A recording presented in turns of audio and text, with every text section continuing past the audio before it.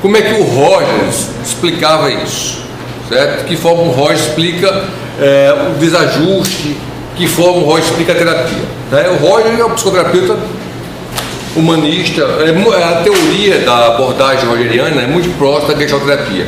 Vamos comparar agora. Eu trouxe esse material para mostrar a vocês, né, chamado Abordagem Centrada na Pessoa, do John Kate Wood. O John Wood, ele fazia parte do grupo do Rogers, né, um americano, que fazia parte do grupo do Rogers, que morou muito tempo aqui no Brasil, e ele fez uma coletânea muito boa. Eu não sei se encontra esse livro, né? Foi uma publicação da Universidade Federal do Espírito Santo, mas eu acho que pode encontrar em sebo. Ele resume vários teóricos, ele agrega vários teóricos e resume a teoria do Rogers de forma fantástica. Vamos compreender um pouquinho o que é a terapia centrada na pessoa do Carl Rogers, como ela é próxima à gestalterapia, né? Por ser uma abordagem fenomenológica essencial, por ser uma abordagem humanista, a concepção do Rogers é muito próxima à do Fritz Perls, muito próxima, certo? Lembre-se o seguinte: vocês estão lembrados que eu falei, né, em aulas anteriores, que é importante para a gente compreender o fundamento, né? Toda abordagem tem o quê? Toda abordagem tem um conceito que vai reger a aplicação da teoria, certo? Que é o conceito fundamental. Nós vimos que a crença primordial das terapias humanistas é o quê? Vamos lá, vocês lembram? Qual é a crença fundamental da teoria humanista? Você esqueceu? Faz meia hora que eu falei isso, já esqueceram? Qual é a nossa crença? Isso, potencialidades. Não esqueçam disso, né? Potencialidades. A crença é que o indivíduo tem potencialidades.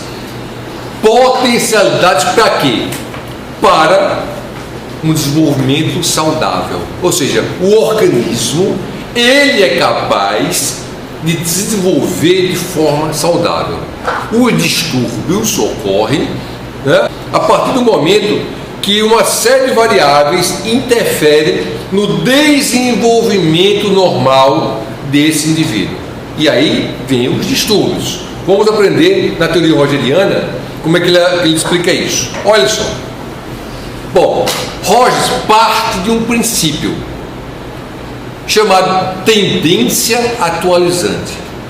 O que é tendência atualizante para Rogers?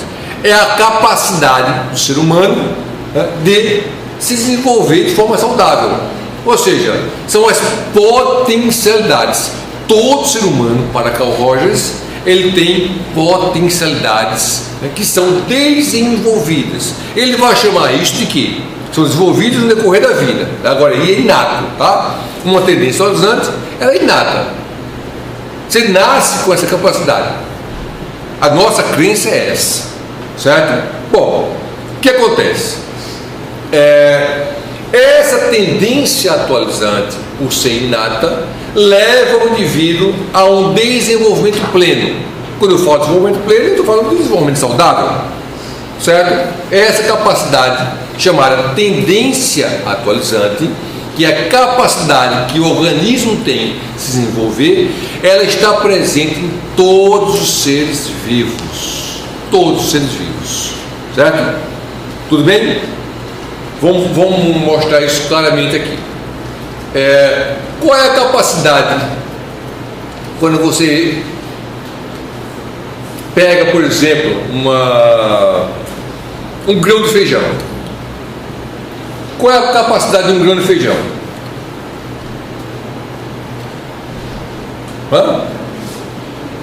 Qual é a potencialidade do grão de feijão? Germinar né? E se tornar o quê? Um pé de feijão, né? Por incrível que pareça, dá feijão, né? Você não vai ver um pé de feijão dando manga, não é verdade? A não ser lá em Petrolina, né? A terra da manga ali. Então o que acontece? Nós sabemos que a potencialidade de um grão de feijão é germinar. Eu tenho certeza que todos já fizeram aquele experimento, né? Quando estiveram lá, né, nos primeiros anos, né, da escolarização de vocês. Pegar, né, uma sementinha, colocar num algodãozinho molhado, né, e deixar lá por alguns dias e ela começa a germinar. Concordam? Já fizeram isso? Tenho certeza que vocês aprenderam assim, certo? Nós chamamos isso de potencialidades. Aquele grãozinho tem uma potencialidade para crescer e se desenvolver. Olha bem, inclusive o próprio conceito inicialmente, né, foi observado por Rogers na própria adolescência dele, quando ele viu as batatas germinando no porão da casa dos pais dele, né? Então só pouco sol entrando, mas mesmo um monte de batata lá no porão, né? Uma boa parte escuro, né? As batatas começavam a germinar e ir em direção à luz do sol, que entrava pelas frechas da madeira, né? E eu tenho certeza que vocês já observaram na cara de vocês também, quando você deixar uma batata, uma cenoura, né? Já a batata é mais rápido. Você deixar a batata na geladeira muito tempo, ela começa a germinar e crescer, né, os talinhos. E observe que os talinhos sempre começam a germinar em direção à porta da geladeira. Não sei se você observava isso. Que você abre, a luz entra, fecha, a luz entra, fecha. E a batata sempre começa a germinar em direção, né, àquilo que dá potência, né, para que ela se desenvolva, para que ela cresça. Olhe bem, um grão de feijão, se eu colocar aqui na mesa, vamos supor que eu tenho um grãozinho de feijão, esqueci de um grão de feijão, e eu coloco esse grão de feijão aqui na mesa, ele vai passar aqui 100 anos sem germinar. 100 anos sem germinar. Por quê? Por quê? Porque não tem condições, não tem um lugar propício para que as suas potencialidades possam, né, agir para o seu pleno desenvolvimento. Então, se esse grão de feijão tiver um ambiente adequado, ele vai se desenvolver de forma saudável. Se o ambiente não for adequado, ele poderá até germinar, né? Se ele tiver um pouco de água, um pouco de umidade, ele vai até germinar. No entanto, né, essa germinação começa a ser um pouco capenga, ele não vai ter todos os nutrientes necessários. Aí vem uma questão crucial da terapia rogeriana, é que apesar do indivíduo ter potencialidades inatas, que é a crença da própria psicoterapia humanista, eu preciso de condições para o desenvolvimento.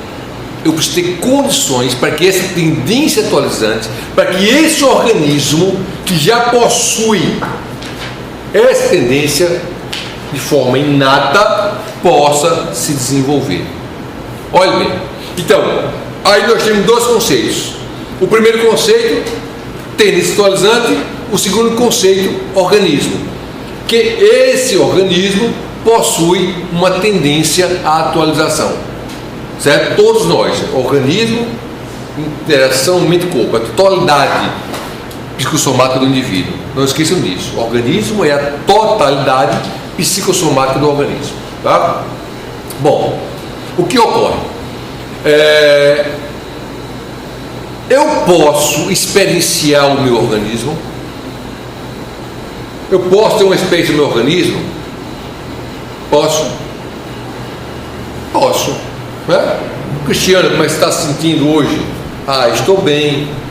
Eu estou triste. Eu estou ansioso. Isso é uma experiência do organismo, da minha totalidade psicossomática. Rita, como é que você está hoje? Eu estou bem. me acordei hoje, né, muito empolgada, né? Hoje é um sábado, um dia ensolarado, né? Estou feliz. Então você está o quê? Você está experienciando o seu organismo. Olha bem, né? Então eu posso experienciar o meu organismo. No entanto, nós chamamos essa experiência do organismo de experiência organísmica. Então nós temos tendência atualizante, nós temos organismo, nós temos experiência organísmica. Olha os conceitos-chave da teoria da psicoterapia humanista rogeriana, né? Da abordagem centrada da pessoa. Bom, o que é a minha experiência do organismo? É a vivência global do organismo, né? As minhas sensações, né? Tudo. Todas essas vivências são cruciais, né, na nossa formação. Então eu tenho uma experiência organísmica que, de acordo com a exigência do meio, vem à tona, ou seja, vem ao nível da consciência. Tudo bem? Olha só, Cecília, você está com sono? Não, isso é uma experiência do organismo dela. Você está com fome? Não. Você está com sede? Não. Como você está? O que está sentindo? Agora, se perceba. O que é normal? Normal significa tanta coisa. Às vezes normal é anormal. Acabei de comer. Está saciada. Olha só, né? Acabou comendo novamente, né? Está saciada. Olhe bem, isso é uma experiência organísmica. Mas como é que ela conseguiu me falar isso? Porque veio por nível de consciência dela. O meio exigiu e a Cecília, ela fez o quê? Ela acessou a experiência organísmica, se percebeu e trouxe essa experiência do nível da consciência para poder interagir com o meio, né? Então observe que tudo passa pelo nível da consciência. Imagine, tudo passa para o nível da consciência, certo? O que acontece? Esse processo da experiência organísmica, né, das suas experiências conseguirem passar para o nível da consciência, nós chamamos de simbolização. Olha o nome, simbolização. O que é simbolização? É a passagem dos conteúdos da experiência organísmica para o nível da consciência. Isso é uma simbolização. Vamos dar outra simbolização. Observe. Quem lembra do primeiro beijo? Vocês lembram do primeiro beijo? Foi bom ou foi ruim? Foi ruim? Ficar tão apáticos agora que eu falei do primeiro beijo. Foi horrível desse jeito. Então o que acontece? Antes, não lembro, não foram tantos assim. Então olha só, antes do meio exigir essa lembrança, exigir essa experiência que fosse manifesta, vocês estavam pensando, aquele beijo, vocês estavam, não estavam, na verdade, eu pelo menos acredito que não, ela nem lembra, mas olha que coisa, aonde estava esse material todo? Essa experiência, essa vivência que vocês tiveram no primeiro beijo, estava guardada aonde? Lógico, eu não estou falando neuropsicologicamente ou neurocientificamente, estava no campo da memória, guardada pelos neurônios, onde o hipocampo, não é isso que nós estamos discutindo. Em termos de vivência, em termos de experiência, esses conteúdos, essas lembranças, essas vivências estavam guardadas em uma área que nós chamamos de experiência organísmica. Experiência organísmica. Tudo que nós vivenciamos fica na experiência organísmica. Agora, pessoal, lembre-se, por favor, eu sei que não preciso dizer isso, mas vou dizer novamente. Tudo isso que nós colocamos nos slides, no quadro, nós desenhamos esses esquemas, são esquemas conceituais. Nada disso existe. nós agrupamos isso para compreender a teoria. Não esqueçam disso. A área da expressão organizada, a área da expressão organizada, a área da consciência. Nada disso existe. O que existe é uma interação intensa dessas áreas, mas separadinho assim, nada disso existe. Nós fazemos isso academicamente, para compreender como funciona. Tá? Ora, então, quando eu falei do primeiro beijo, alguém lembrou e você disse assim, foi ruim. O conteúdo ele foi simbolizado no livro da consciência. Por que ele foi simbolizado? Simbolização vem de símbolos. Olha bem, foi simbolizado. Por quê? Porque o conteúdo já passou, a vivência passada. Não é verdade? Você não está beijando agora pela primeira vez. Olha bem, essa experiência do primeiro beijo é passada, foi lá atrás. Vocês tiveram há muito tempo atrás, suponho eu, pelo menos. Então o que acontece? A experiência ficou guardada. Quando você traz para o livro da consciência, você começa a atribuir significados, dando significados a esses símbolos. Olha bem, então tudo vem para o livro da consciência.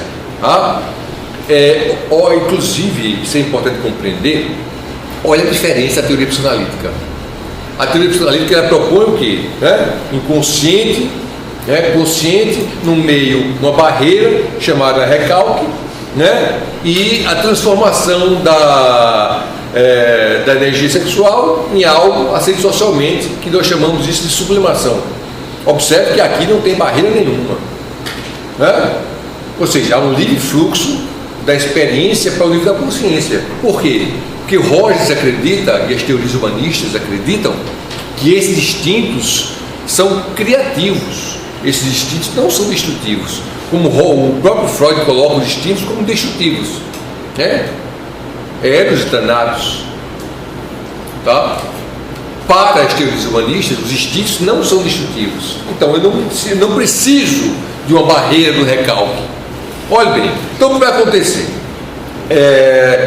Esse processo de passagem que nós chamamos de simbolização vem para o nível da consciência. Na consciência tem o que nós chamamos de imagem do eu. Que é a imagem do eu? São aqueles valores que eu me atribuo. Olha só, são os valores que eu atribuo a mim mesmo. Então se eu pergunto assim, Cecília, quem é você? Me define você. Para não ficar muito extenso, me diga uma palavra só. Centrada da pessoa, está tão rogeriana ela já, centrada. Olha só, esse é um conceito que ela atribui a ela mesma, é um valor que ela atribui a ela mesma, é a imagem que ela tem dela mesma. Não significa que Cecília é centrada. Cecília pode ser mais desatenta, mais desorganizada das pessoas. Estou dizendo que não, Cecília, mas pode ser. Mas os valores que ela se atribui é o que nós chamamos de imagem do eu. Pode haver incoerência entre como você se percebe e como nós percebemos você? Pode haver, sim, claro, geralmente há. Por quê? Porque a imagem do eu ela tem que estar formada com base nas suas experiências, na sua experiência organísmica. Olha só, daqui a pouco eu vou mostrar a você o surgimento do conflito. Então lembrado do exemplo que eu dei de Maria e João, Maria gostava, com a baixa autoestima, conheceu João. Daqui a pouco nós voltamos ao nosso caso. Então o que acontece? Esses valores de imagem do eu é dado por ela, pela Cecília. No entanto, o que acontece? Pode haver uma incoerência entre como eu te percebo e como você se auto-percebe. Não pode? Claro, pode haver. No entanto, a imagem do eu da Cecília foi alicerçada em cima da própria experiência orgânica dela, do que ela viveu, do que ela percebe, do que ela sente. Todas as experiências dela é o que vai ter como fundamental o alicerce dessa autoimagem, dessa imagem do eu, que aí começa a ver a formação da autoestima dela. Autoestima é fundamental. A autoestima é fundamental. Né? Uma baixa autoestima, né, causa um estrago tremendo na nossa vida. Um estrago tremendo. Então o que acontece? Observe. Tá? Eu tenho desestabilizante, eu tenho organismo, eu tenho experiência organísmica, eu tenho a passagem das minhas experiências para o nível da consciência, quando eu me percebo o organismo, e eu tenho consciência, eu tenho a imagem do eu, e eu tenho o quê? Né? O meu comportamento e a minha ação. Eu tenho que seguir esse fluxo para ir para o comportamento e a ação. Tudo bem? Olhe bem, em nossa vida, para a teoria, né, humanista de Carl Rogers, nós temos pessoas que são socialmente significativas. Que são pessoas socialmente significativas? São pessoas que têm uma importância na nossa vida. Então vamos lá. Cecília, nossa cobaia de hoje, ou de sempre, né? Me diga uma pessoa socialmente significativa na sua vida. Minha mãe.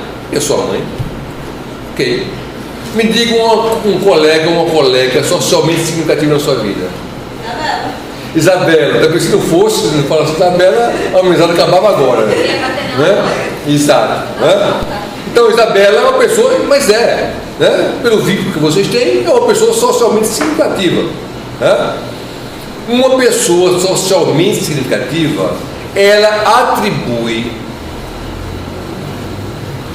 consideração. Então, sabe o que significa? Que Isabela, ela tem consideração com relação para você. Consideração que pode ser, quando eu falo consideração, é o que o Roger chama de consideração positiva, certo?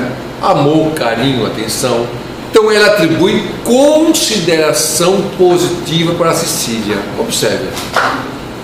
Que pode ser dois tipos: condicional ou incondicional. Vamos lá. Agora vem a verdade, Cecília e Isabel. A consideração positiva que você atribui a Cecília, Isabela, é condicional ou incondicional? Incondicional quando você não impõe trocas, quando você não impõe valores, quando você não impõe sis e porquês. Então, qual é o tipo de consideração positiva que você tem para Cecília? Cecília, eu gosto de você, mas se você me aborrecer, eu não gosto mais. Cecília, se você me deixar esperando, se. Observe que algumas pessoas, nós estamos brincando, mas a verdade é essa, que algumas pessoas crescem nesses ambientes, onde a família, onde os pais, onde a dinâmica familiar impõe àquela criança continuamente consideração positiva condicional. Sempre impõe uma condição para te ofertar amor, carinho. Observe.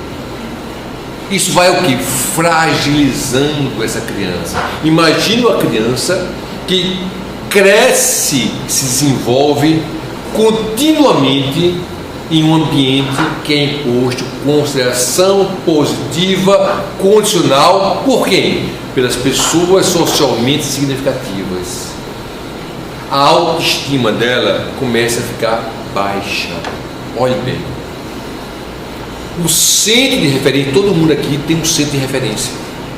O centro de referência dela começa a ser um centro de referência não com base no que ela acha, do que ela acredita, do que ela sente, do que ela experiencia. O centro de referência dela começa a ser um centro de referência externo, com base no que o outro quer que ela sinta, no outro quer que ela vá agir, que tenha uma ação. Já viram alguém assim? Tenho certeza, né? A mãe diz assim para o filhinho ou para a filhinha, né? Se não comer a comida toda, mamãe não gosta mais de você. Isso é um assassinato, né? Isso é um assassinato. A gente fala assim brincando, mas observe bem o contexto. Para uma criança, né? Eu sempre coloco condição para ofertar a minha consideração positiva, sempre condições, né? Se não for aprovado no final do ano, né, não vai ganhar tal coisa, né? Se você não for boazinha, eu vou ficar com raiva, né? Se for mal criada, não vai sair comigo, eu não gosto de você. E aí vai, bombardeando, né, essa imagem do eu dela. Essa criança começa a ser construída com base em outras pessoas, com base no centro de referência externo, e ela começa a ficar fragilizada. Ela cresce nesse ambiente fragilmente. Ela se torna um adulto, né, de forma frágil. Ela possui uma tendência atualizante? Claro. Se eu falei que uma tendência atualizante ela é inata, todos nós temos, ela é inata. No entanto, ela fica mais capenga, mais frágil, né? Ela não tem um livre fluxo para o seu desenvolvimento. Olha bem, se eu digo que uma tendência atualizante é a capacidade que o indivíduo tem de se desenvolver, ou seja, desenvolver as suas potencialidades, né? Aquela criança vai começar a desenvolver as suas potencialidades, no entanto, de forma mais fragilizada. Observe. Aí vem a questão, né? Quando o centro de referência de uma pessoa não está com base na sua própria experiência organísmica, não está centrado, né, no que você sente, no que você percebe, no que você gosta, mas no que os outros querem que você seja, no que os outros determinam que você pode ou que não pode sentir, você cada vez mais se fragiliza e a sua baixa autoestima. Qual é a função da terapia? É o que? Desmobilizar um centro de referência externo e potencializar a sua imagem do eu, ou seja, um centro de referência interno. Como é que o conflito surge? Como é que conflito que nós chamamos é que o Roger não utiliza o termo neurose. O Roger não utiliza o termo neurose. O Roger utiliza dois termos: desajuste ou desacordo. O indivíduo está em desajuste com o meio ou está em desacordo com o meio, que é um processo neurótico para a questão da terapia. Tá? Como é que ocorre isso? Observe. Tá? Um desajuste, né, um desacordo, né, nas palavras do Rogers, ele tem dois níveis. Primeiro nível e o segundo nível. O primeiro nível ocorre aonde? Entre a minha consciência e o meu comportamento. Concordam? Por quê? Eu tenho consciência, mas não vou manifestar o comportamento. Concordam? O primeiro nível é esse. Tá? Vamos lá, vamos para a nossa cobaia ali, Cecília conheceu João. Cecília começou a namorar com João. É o caso Cecília. Posso contar, Cecília? Pode contar. Obrigado. Conheceu João. Cecília, lógico, pelo amor de Deus, não vou pensar que é verdade não, né? Estou pegando um exemplo. Conheceu João. Cecília, com a baixa autoestima, não é? Devido ao que todo o seu desenvolvimento de forma não pleno, apesar de ela ter uma tendência atualizante, apesar de desenvolver suas potencialidades, não estava desenvolvendo de forma adequada. O meio, você vê que o meio tem um papel fundamental na nossa vida, tá? O meio, ele faz o quê? Ele tem as pessoas socialmente significativas. né? E Cecília, por estar fragilizada, Cecília, por ter uma baixa autoestima, ela começa a eleger com João como um centro de referência, que o João gosta, como João age, como João pensa. Ela começa a eleger João como um centro de referência. E ela começa o quê? Moldar essa imagem do eu com base numa referência externa, não com base na sua própria experiência organísmica. Olhe bem, olhe o desajuste aí, começando. Cecília gosta de ir à praia, gosta de ir à praia, Cecília. Gosta de praia? Vai à praia, gosta de ir à praia. Gosta de ir com as amigas? O que é que vai acontecer? Olha só, até aí gosta ainda. A Isabela chega para ela e diz assim: Cecília, vamos para a praia? Vamos, legal, vamos. Cecília, vamos sair, vamos para um barzinho, vamos para a boate. Vamos, lógico, vamos se divertir. Começou a namorar com o João. João não gosta de boate, João não gosta de barzinho, João chato, não gosta de praia. João pode estar em casa, só assistir filme, comer pipoca. Você vai sábado para a casa dela, quando dá 10 horas para trás dormir. Essa é a vida de João com Cecília. A rotina contínua. A Isabela chama a Cecília para ir à praia. João diz: o quê? Você está andando com Isabela ainda? Eu não gosto que você ande com Isabela. Isabela gosta muito de estar saindo. E a Isabela vai chamar. Lembre-se que João é uma pessoa socialmente significativa, que oferta o quê? Consideração positiva. De que tipo? Condicional ou incondicional? Condicional. Ele está impondo sempre as suas exigências para a Cecília. Isabela, chama a Cecília para sair. Vamos vazio, Cecília. E a Cecília vai dizer: não vou não, senão o João vai implicar, ele não quer, eu não quero gerar conflito. Ela tem consciência, porque ela não vai para o vazio. Tem consciência, mas ela vai? Não. Pelo menos nós acreditamos que não. Então o que acontece? Não. Só nesse caso. Então não vai. Por quê? Porque João diz o seguinte: olha, se você sair, se eu estar presente, sem ser comigo, nós acabamos o namoro. Eu não tolero isso. Eu não aceito que você vá para barzinho com suas amigas. Eu não vou porque eu não gosto. Ele não vai.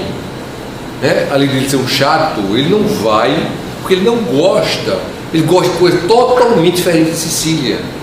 Só que a Cecília, para evitar o conflito, devido à sua baixa autoestima, ela submete. É isso que nós fazemos.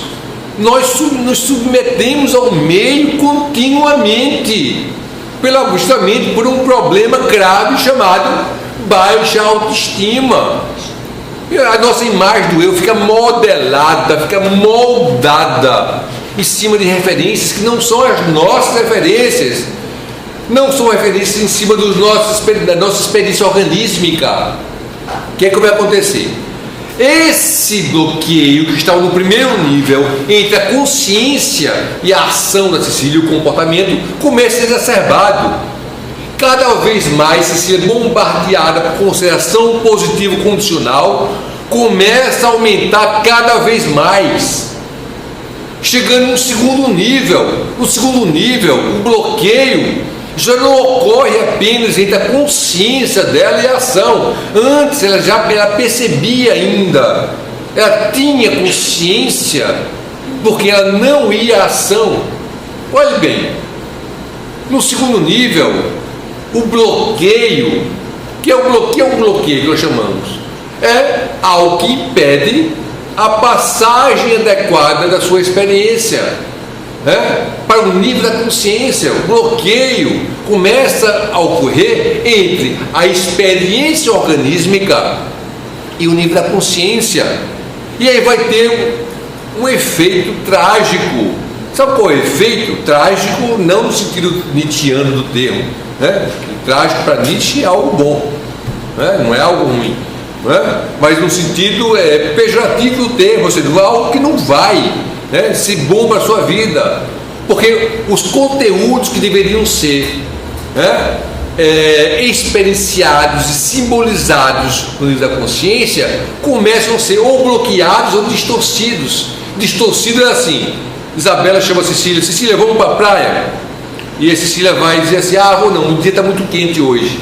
Isso é uma distorção. Ela não vai porque João não gosta que ela saia com Isabela. Então é uma distorção, mas só que ela acredita nisso, né? Lembre-se que o bloqueio está entre a experiência e a consciência, ou seja, o conteúdo que deveria ser simbolizado de forma adequada no nível da consciência não está sendo simbolizado no nível da consciência adequadamente, está sendo distorcido, ou há um bloqueio. E a Isabela diz: Cecília, vamos para a praia hoje? E a Cecília responde: não, eu não gosto de praia. Peraí, quem não gosta de praia é João, né? Cecília sempre gostou de ir à praia, ela tem que não gosta de praia.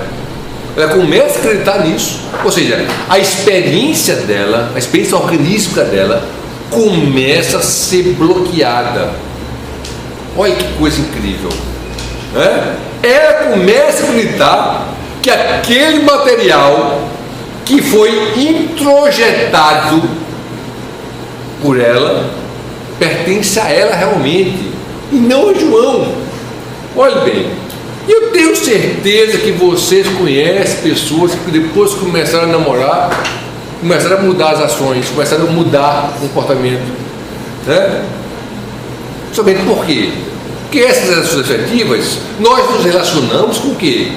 Com pessoas que são pessoas socialmente significativas. Claro, lógico. Você vai se relacionar com o quê? Com o bêbado da esquina, né, que você não conhece, né, que não tem nenhuma significação na sua vida? Claro que não. Nós só temos relações afetivas com pessoas que são socialmente significativas. É óbvio, né? Agora, quando eu falei o bêbado, não é só o bêbado da esquina. Qualquer pessoa, né? Qualquer pessoa que não tem significado, você não cria um vínculo afetivo. Ora, isso gera um problema chamado desajuste. Cecília está desajustada. Ouviu, Cecília? Você está desajustada. Cecília procura uma terapia. Qual é a finalidade da terapia? A finalidade da terapia, né, é desmobilizar, na concepção rogeriana, lógico, desmobilizar essa referência externa e potencializar uma referência interna, né? Aí eu pergunto a vocês: quando ela submete ao processo terapêutico, né, com um conjunto de instrumentos, com uma teoria, né, com uma metodologia, com um método de trabalho, causa sofrimento. Dor, que está falando que dor emocional, né? Dor gera sofrimento psíquico. Ela percebe que as ações dela, por mais que ela tente dizer que está tudo bem, ela continua insatisfeita, faz ela sofrer. Mesmo, né, ela se submetendo, acreditando, sendo levada a acreditar que está tudo bem, ela vai se sentir insatisfeita. Ou seja, né, ela continua sofrendo. Vamos supor que por esse sofrimento Cecília procura uma terapia. A terapia é essa, né? O terapeuta dotado, né, de um arcabouço teórico, metodológico, começa a trabalhar a Cecília. Nós sabemos o seguinte: no processo terapêutico, né, processo porque ele é longo, ele não é simples, ele é longo e complexo, né? Ele começa a desmobilizar esses bloqueios. Ele começa, lembre-se que uma terapia, ela tem uma finalidade, é que esse livre fluxo da sua tendencializante, ela tem capacidade, né? Ela precisa o quê? Atualizar essas potencialidades. Entende? Que atualizar? Ela consegue lidar com esses conflitos. Não é que ela vai ter que acabar o namoro com o João para melhorar, porque se não for o João, vai ser o José. Entende? Se não for o José, vai ser o Antônio. Não tem para onde. Entende? Então a questão não está no outro, né? Então, assim, o João que se dane. Entende? O problema não é ele, o problema é você, Cecília. Entende? Você precisa, né, se atualizar, ter uma autoatualização dessas potencialidades. Você precisa ter um pleno desenvolvimento. Agora, você não vai ter um pleno desenvolvimento se você, né, não conseguir ter um livre fluxo dessas tendências atualizantes. Olha a teoria do Rogers. Você vê que o Rogers começa a criar essa teoria na década de 30, né, 1935, para ser mais preciso. Né? Quando ele começava, trabalhou o chamado aconselhamento centrado na pessoa. Na época não chamava nem assim, chamava aconselhamento centrado no cliente. Porque ele utilizava o termo cliente. Né? No meio norte-americano, né, de um lado dominado pela psicanálise, do outro lado dominado pelo behaviorismo. Olha, imagine, né? Então o que acontece? A terapia ela faz o quê? Ela começa a desmobilizar esses bloqueios, né, através da tomada de consciência de Cecília. Quanto mais Cecília fala, mais ela vai elaborando, né? E ela entra no processo terapêutico devagarinho, né? Porque o processo terapêutico devagarinho ele vai chegar lá. Daqui a pouco eu vou fazer uma citação do Guimarães Rosa aqui para mostrar o que é o processo terapêutico. E ela começa a se desmobilizar. Aí eu pergunto a vocês, durante o trabalho terapêutico de Cecília, qual é o bloqueio que sai primeiro? Sim, mas se ela não tiver consciência, lembre-se que o que está acontecendo ali é que existe um bloqueio no processo onde deveria ter um livre fluxo da simbolização. O primeiro bloqueio a sair é o nível da consciência, que só depois ela vai à ação. Primeiro tenho consciência, depois eu vou à ação. Então, quando você começa a falar a respeito dela, falar das frustrações, ela começa a se permitir, né, a entrar em contato, né, com a própria experiência orgânica dela, com o que ela sente, do que ela gosta, do que ela não gosta. Ela começa o quê? A se potencializar. Nesse processo de potencialização, ela vai o quê? Simbolizar os conteúdos da consciência de forma adequada, sem distorções. E aí ela começa a perceber que gosta de praia, que gosta de sair, que gosta de viver, né? Começa a perceber que a autoimagem dela, né, está muito baixa, a sua autoestima, que essa autoimagem está muito baseada no que as pessoas cobram dela, está muito baseado no que as pessoas acham como ela deveria agir, e ela aos pouquinhos começa a mudar. Lógico que João vai espernear, viu, Cecília? João vai espernear, né? Mas ela começa a mudar. Ela começa a não mais submeter, né, ao centro de referência externo que ela tinha, né, eleito anteriormente. A autoestima dela começa a aumentar. Olha que coisa incrível. A autoestima dela começa a tomar uma nova forma, uma nova configuração, não mais com base no que as pessoas esperam dela, mas com base no que ela sente, no que ela vivencia. E aí Cecília começa a estruturar essa imagem do eu. Imagine. E ela começa a mudar, né? Começou a mudar por quê? Porque Cecília agora está exercendo plenamente suas potencialidades. Ela tem uma tendência atualizante que se auto-atualizou, porque é inato, está nela. O poder da mudança está em você. O poder da mudança não está em mim, como terapeuta, está em você. Entende? Quanto mais ela fala a respeito dela, mais ela cria, né, uma autoestima forte. E essa autoestima forte faz com que ela consiga lidar com as exigências do meio, mas lamentavelmente, nem todas as histórias são assim, não é verdade? Cecília optou para chegar na terapia. Estou brincando com Cecília, claro. Esse caso não é Cecília, é óbvio, né? Isso é só um exemplo. Mas ela optou para chegar na terapia. Mas imagine quantas Cecílias não existem no mundo que sofrem, né, por ter eleito referências externas, sempre referências externas, não com base na sua própria experiência organística. Quantas Cecílias, né, não, no decorrer da sua vida, foram bombardeadas com consideração positiva condicional? Quantas Cecílias não estão em conflitos? Quantas Cecílias não estão sofrendo devido à sua baixa autoestima? Imagine. Ficaram tristes, foi? Silêncio mortal. Mas é verdade. Olha só o que é terapia. Um trechozinho aqui do livro da Henriette Morato, Aconselhamento Centrado na Pessoa. Ela tem uma citação do Guimarães Rosa que exemplifica muito bem o que é um processo terapêutico. É assim, olha só, olha a citação: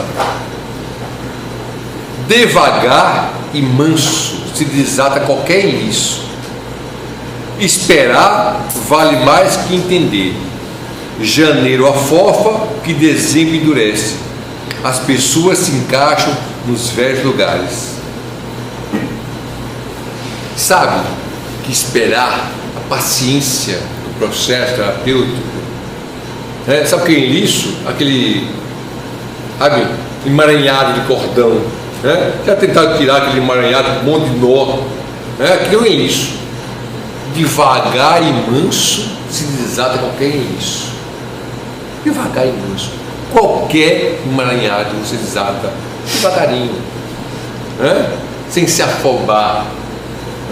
Esse que janeiro afoba, a chuva de janeiro, dezembro, o sol de dezembro de rachar, mas a chuva de janeiro afofa, o que dezembro endurece, porque um momento atrás do outro,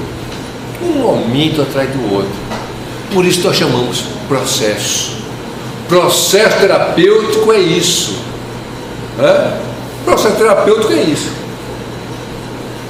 Olhe bem, então, esse indivíduo submetido à terapia consegue o que nós chamamos de superação. O que é superar? O que é superar? Superar é dar um passo à frente daquilo que te faz sofrer. Superar é isso. Superar é olhar para trás e não sofrer mais com aquele conteúdo.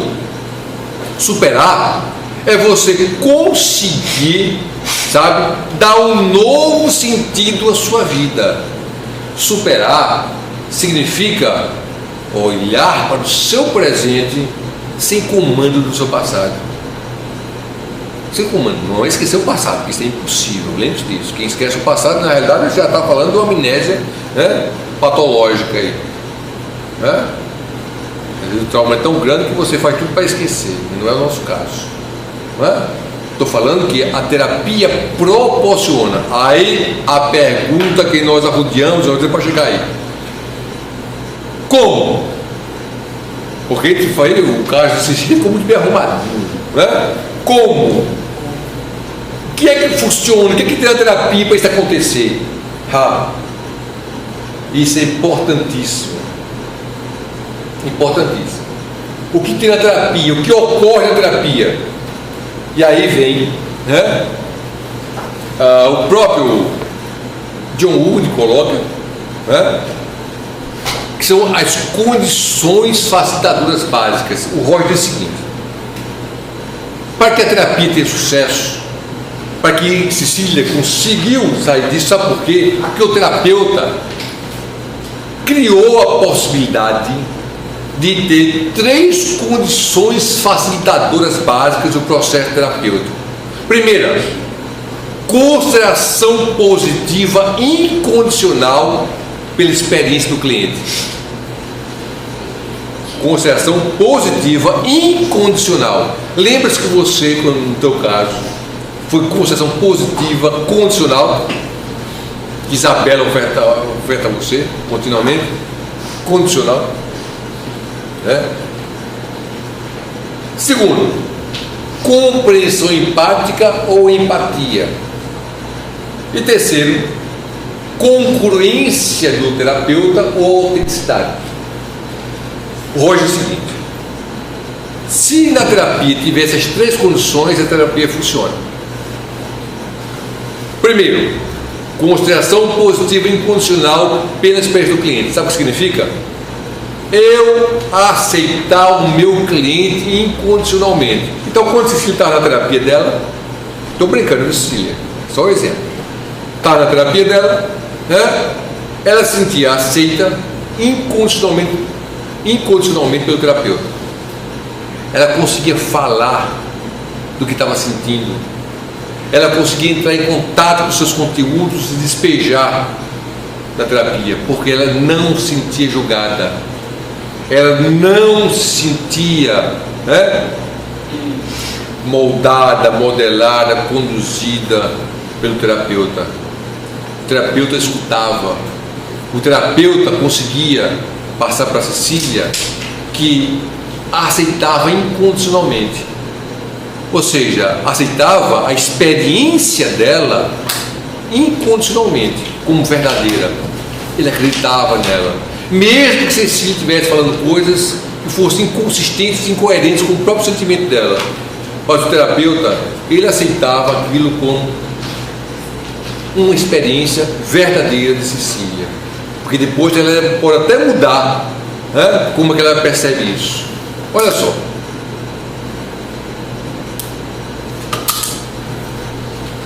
Depois, o terapeuta tinha para Cecília consideração, além da consideração positiva e condicional, tinha a compreensão empática. Sabe o que é compreensão empática? Empatia, pelo amor de Deus, não é aquela barbaridade naqueles livros medíocres que ensinam na faculdade, não. Sabe? Aqueles livros de cibunga, livro que fala de tudo, não fala de nada. Sabe? De introdução à psicologia. Empatia é a capacidade de se colocar no lugar do outro como se fosse o outro. Pelo amor de Deus, isso não é empatia. Isso é impossível. Eu não posso me colocar no seu lugar e ver o mundo como você vê. Isso não existe, pelo amor de Deus. Mas eu não sei se você aprendeu empatia com esse conceito, é capacidade de se colocar no lugar do outro e ver o mundo como se fosse esse outro. Que mentira! Mentira descarada. Isso é impossível. Tanto que é impossível que o próprio Rogers, que elaborou o conceito de empatia, ele passou 10 anos da vida dele sem usar o termo empatia, pelas distorções, né, que ocorreram com o conceito de empatia. Empatia não é isso. Que é empatia? E aí vou pegar um conceito, né, mais próximo do Carl Rogers, que ele chamou de compreensão empática. O que é compreensão empática? É a capacidade de apreender, não é aprender, é a capacidade de apreender a subjetividade do outro de um modo mais próximo possível, sem esquecer que essa apreensão é de minha responsabilidade. Olha só, por que de minha responsabilidade? Porque eu não tenho a capacidade de me colocar no seu lugar, isso não existe. Eu tenho a capacidade de me aproximar o máximo possível da sua experiência e perceber como você interpreta o mundo. Perceber, é a minha percepção, não é a sua. Eu estou percebendo a sua percepção a respeito do mundo, ou seja, apreendendo a subjetividade do outro de um modo mais próximo possível. Por quê? Porque quando Cecília está me falando dos problemas dela, eu estou criando uma imagem mental a respeito dela. Você não faz isso? Todos vocês fazem isso. Alguém está contando uma história para você e vocês criam uma imagem mental em cima da experiência que o outro está narrando. Só que essa experiência que é narrada pelo indivíduo tem um alto grau de objetividade. Tem palavras que eu não consigo transformar, tem sentimentos que eu não consigo transformar em palavras. E aí nós aproximamos isso e narramos para o outro. E você pode distorcer o que eu estou falando, as possibilidades de distorção, né? Então o que acontece? A compreensão empática, na verdade, é uma aproximação da sua subjetividade, mas eu não posso esquecer que essa aproximação é de minha responsabilidade. E a terceira condição para que a terapia ocorra é o quê?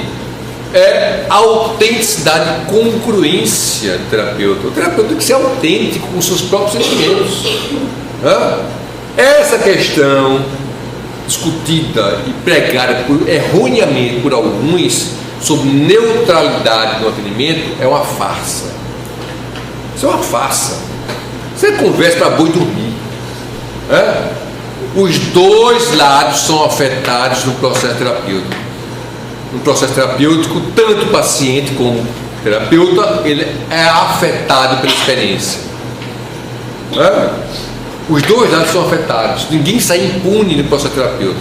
O terapeuta tem que ser congruente com relação aos seus sentimentos. Tem que ser autenticidade, por favor, não vai distorcer.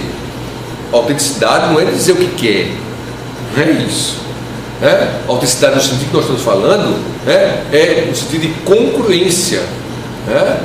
Você ser congruente com o que você está sentindo no momento da sessão terapêutica, né? Você está se perceber enquanto pessoa, se perceber enquanto terapeuta, e essa percepção nortear suas ações. Isso que é congruência do terapeuta. Tudo bem? Bom, então o que acontece? Uma terapia, efetivamente, ela acontece quando essas três condições facilitadoras, para Rogers no caso, né? Mas se você olhar bem, ela permeia, né, toda a psicologia humanista, certo? Essas três condições são fundamentais para o sucesso da terapia. Então, resumindo, consideração positiva e incondicional, aceite a experiência do cliente como verdadeira. Outra coisa, quando eu digo aceitar o cliente ou a experiência do seu paciente, não significa que eu tenho que concordar com ele, por favor. A aceitação não é concordar, entende? Concordar é outra coisa. Eu nem concordo com as ações, as atitudes que ele está tomando na vida dele, não é? Mas é a experiência dele e eu tenho que aceitar incondicionalmente, tá? Compreensão empática, perceba a experiência do seu paciente, entende? Se aproxime da experiência. Agora, não esqueça que essa aproximação é de minha responsabilidade. E a autenticidade ou congruência do terapeuta. Tudo bem? Vamos lá, dúvidas? Dúvidas?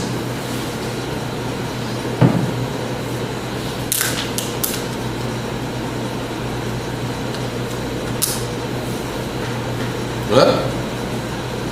Compreender o processo rogeriano. Lógico, tudo isso é baseado, no que nós vamos ver daqui a pouco, em uma proposta, né? Uma influência, que é uma influência o quê? Fenomenológica e essencial.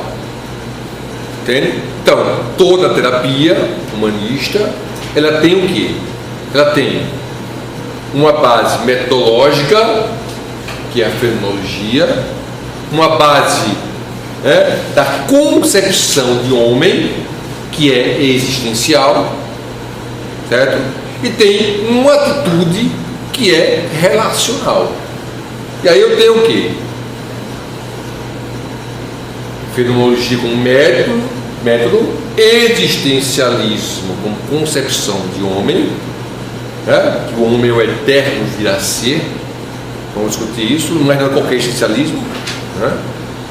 E a questão relacional, que vem do Martin Buber, a filosofia da relação do Martin Buber. Esses três teóricos, essas três concepções, né, norteiam a prática da psicoterapia. Tudo bem? Vamos lá.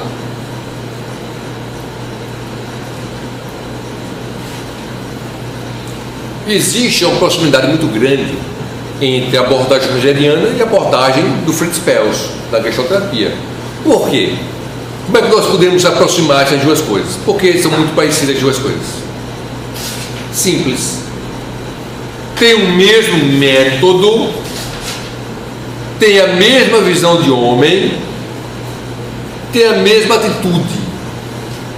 Agora, não compreender isso como igualdade, não são iguais, e até mesmo como estilo de atendimento. Na parte da tarde nós vamos fazer uma demonstração aqui, que precisa dar um cobaia, lógico.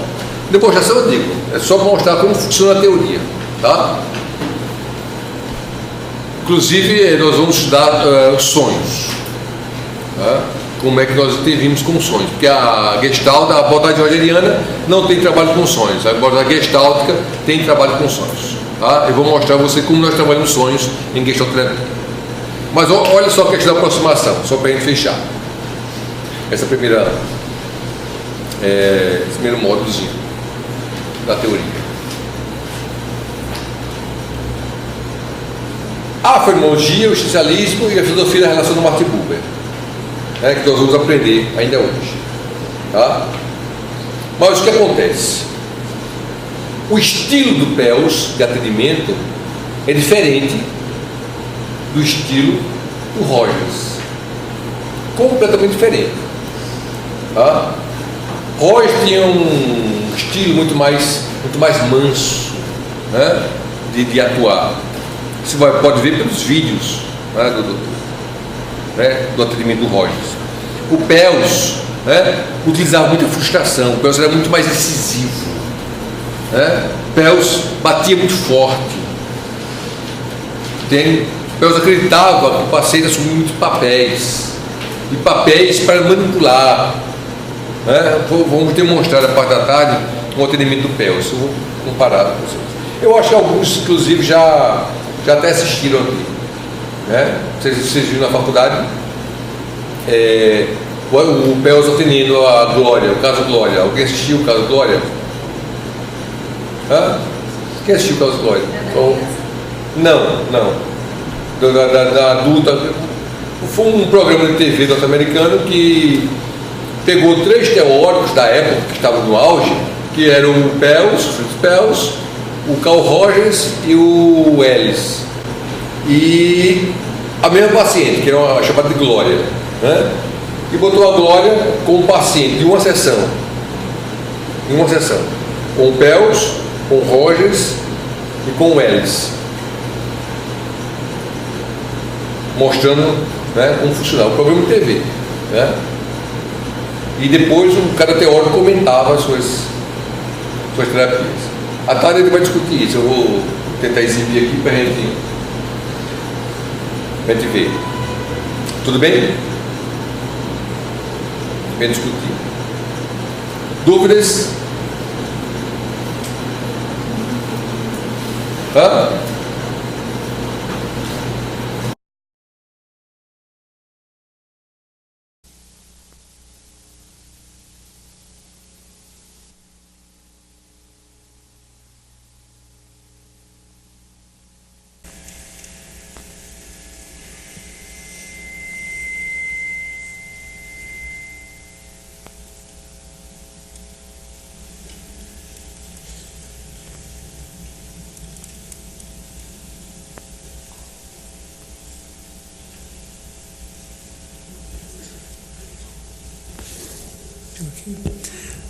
I don't know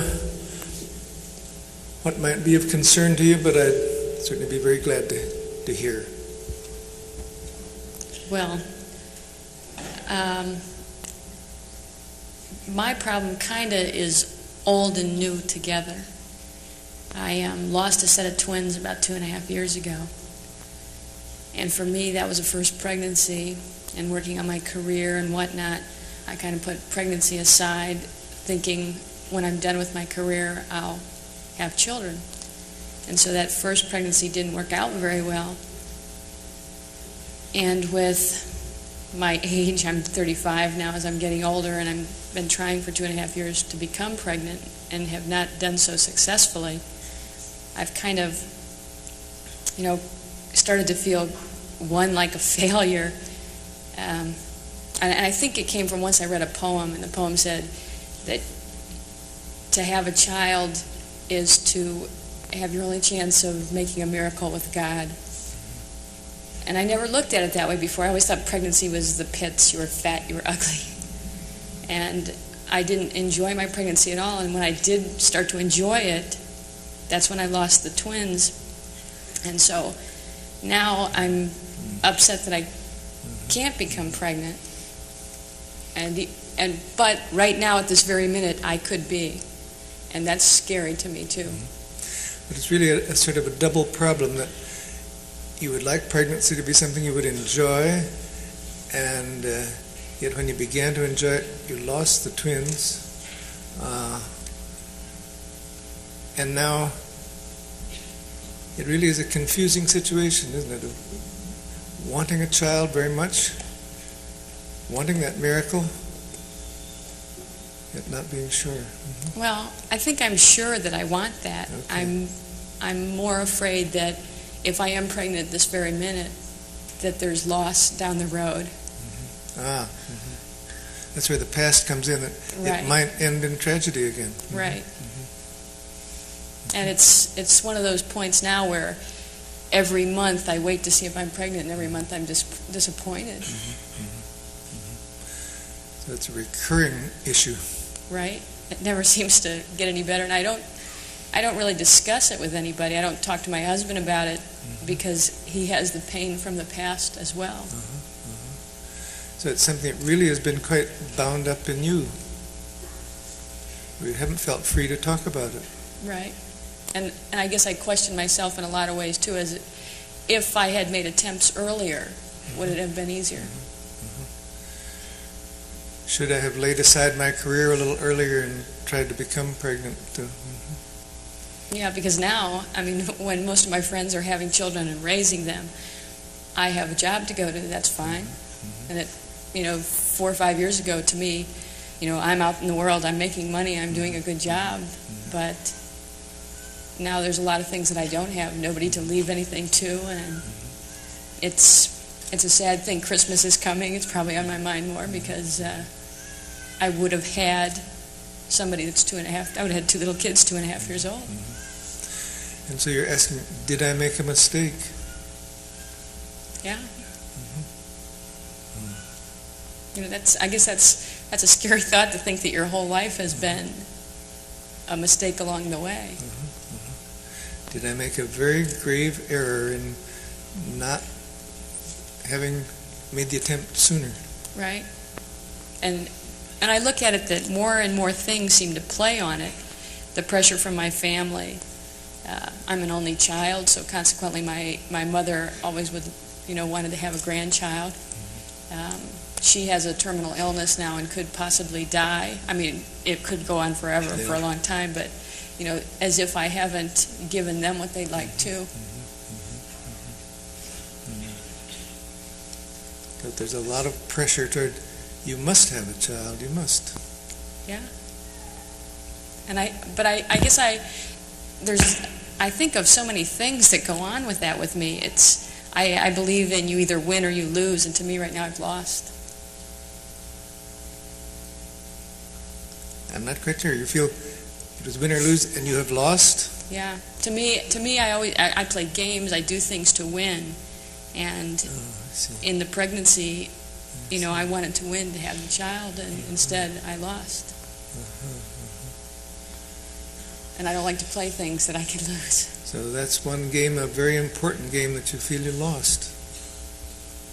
Yeah. And you're the kind that likes to win. Definitely.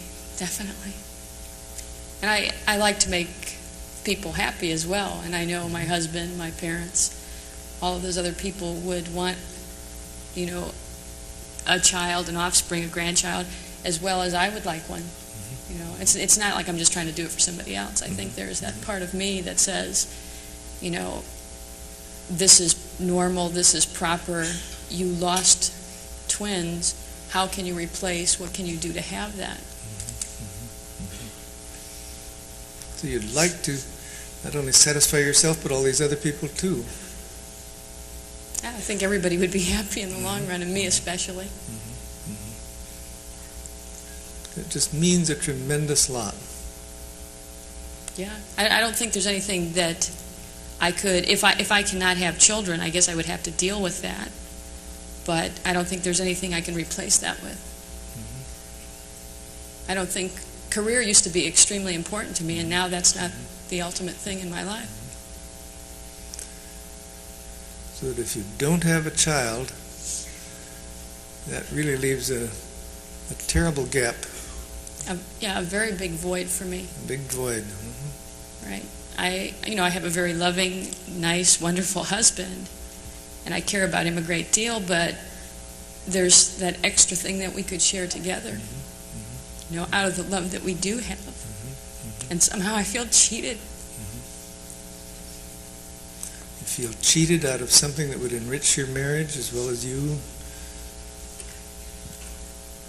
Yeah.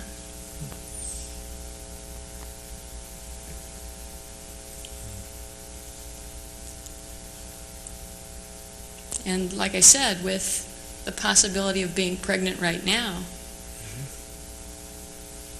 there's just, it's like I don't believe I'm telling a whole crowd of people this, but I don't really want to tell anybody because I'm afraid of the loss, and yet it bothers me tremendously. No, I can understand that.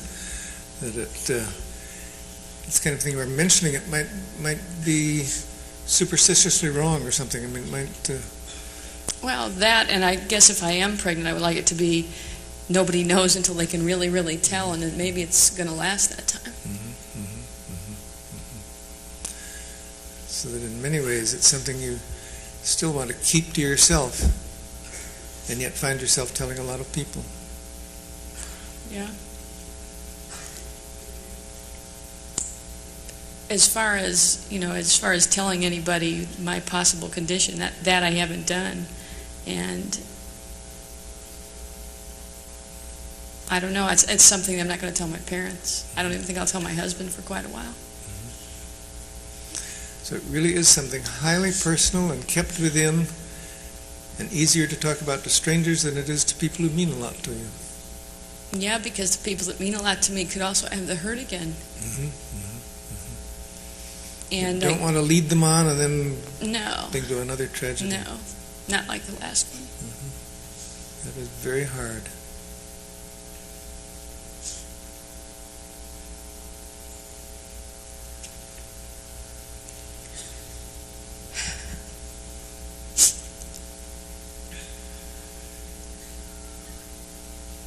And I don't know, I guess maybe I should just see what comes of it, Except if something good comes, fantastic. If something bad comes, then I'm hurt again. Nobody else is. I see. If you keep it to yourself, then if it all works out, great for everybody. Right. If it's a tragedy again, that's for you alone. Yeah.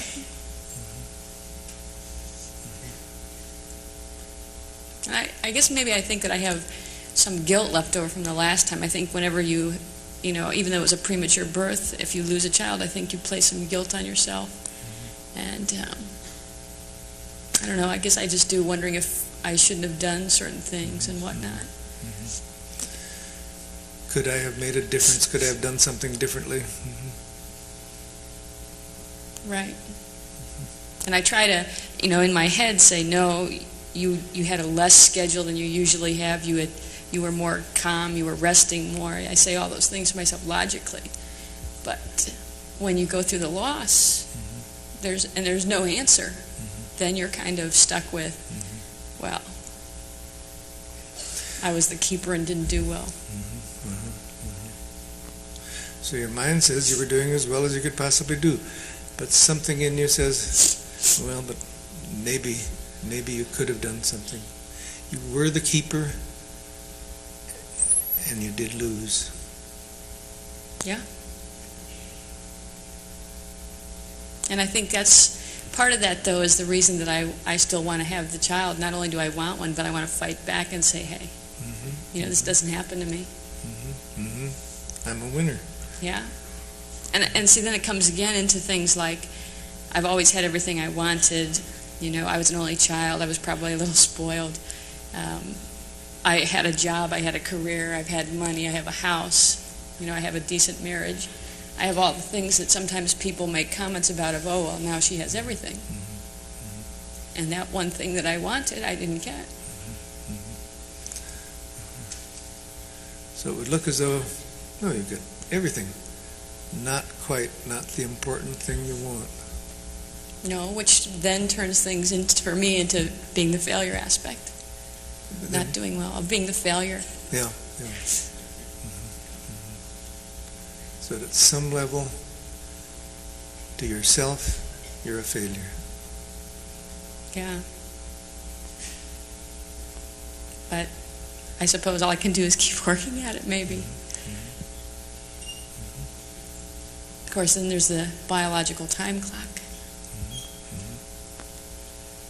And so not everything is in my corner. That's right. And usually I can work on things or put things in perspective and do things that I have some control. And this is something I don't have control of. That's right. There's some things you can't manage, you can't manipulate, can't control. No, not this one. At least I don't see that I can. And you're the kind of person who is accustomed to controlling things, getting things your way. Yes. Hasn't worked out bad so far, except for that aspect. In a lot of ways that's worked fine, but not here. No. And there is no way to have the control. I mean, I don't know if it's God or fate or whatever is going to make that determination, but it's out of my control. I didn't get the last. It's out of my control. Even though I have different kinds of medical support that say that I'm healthy and normal and everything is fine, and I go to a specialist at this time so that I can try to make things work better. Nothing seems to be working right anyway, so then I'm back inside myself again with, well, what's wrong with me? Why isn't this working? How hard can it be? That seems to be evidence to you there must be something wrong with me. Yeah.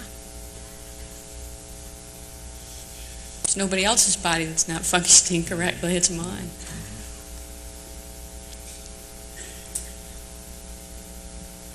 So this body of yours is something that in this respect you really can't control. No. And I mean, I do everything to even try. I do everything the doctor says. I eat the right foods. I try to stay in halfway decent shape so that I'm healthy. And even that with the loss, nobody can understand how I would lose a child being as healthy as I am.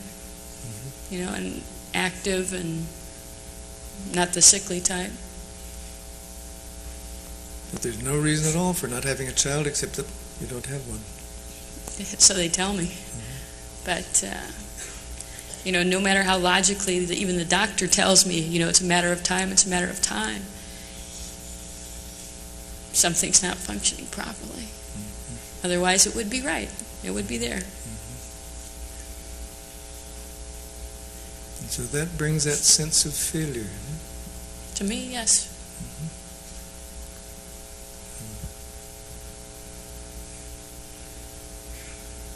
And I guess I want to succeed, and I want everything that I want. And then I look at things and I say that I'd rather give up my career to have a child.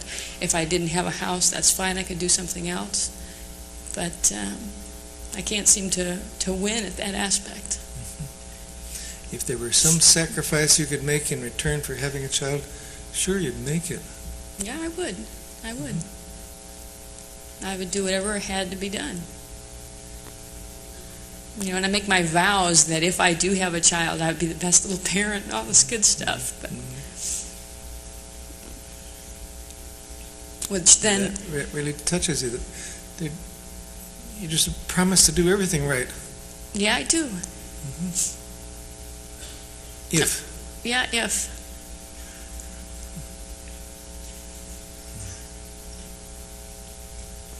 And I don't know, without the control, I just have to wait, I guess. But it's hard not to have the control. Yeah, if I had the control, it would be done and everything would be fine, and I'd push the clock back and I'd have a nice little family, a little boy, a little girl, everything would be perfect.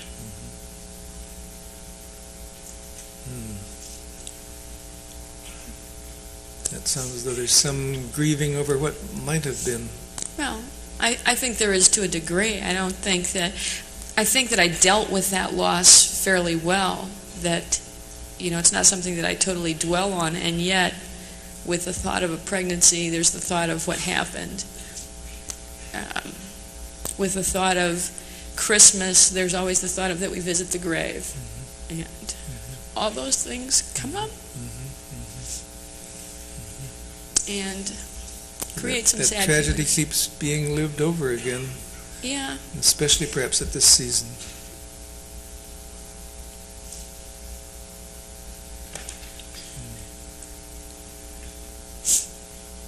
Yeah. So the grief is still there. Well, I think the grief comes and goes. There are some times that are fine, that that it's very rational and logical to me, and then there's other times that, depending where I am and whom I'm with and what's about and what children are there, things pass through my mind. It can hit you. Yeah, it does. It comes and goes.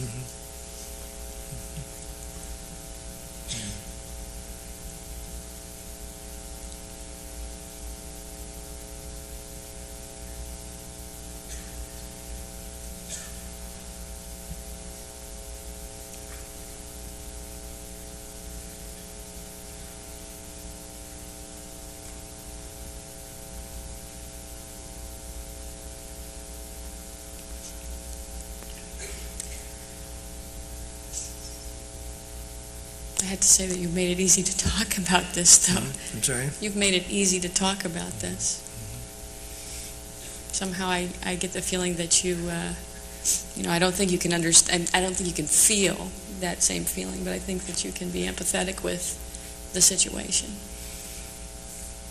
I can't feel it in my body what you feel in yours, but at least I have made it easier for you. Yes. And just, thinking about it in respect to my control, and I guess I've come to my own decision or conclusion that I've got to kind of just sit and wait and let what happens happen. But I realize I really can't control this. Much as I'm accustomed to controlling, much as I'd like to be able to control it, I cannot control this. No matter how hard I try, I can make the best efforts, but I can't control it completely.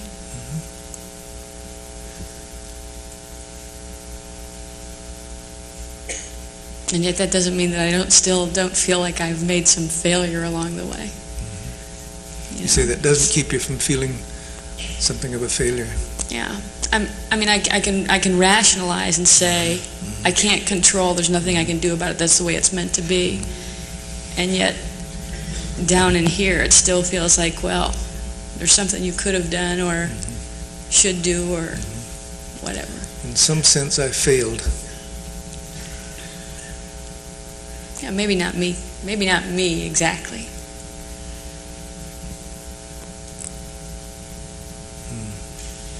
I don't. Maybe not you. No, not me exactly. I'm not totally responsible. I didn't have the control. I did what I could do, so I'm not the failure. That isn't it exactly. Well, I guess I know I'm not exactly the failure, but there's still that feeling inside me that says that something else could have been done. And maybe almost a bodily feeling, isn't it? Yeah, because it's not a thinking thing. Because I realize that. But something in you says something might have been done. Yeah, maybe it's the loss feeling. Maybe it's something that says I don't have this and I still want it. And so it's failure of not being able to fulfill that.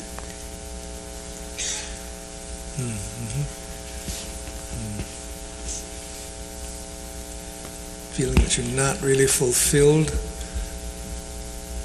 Yeah.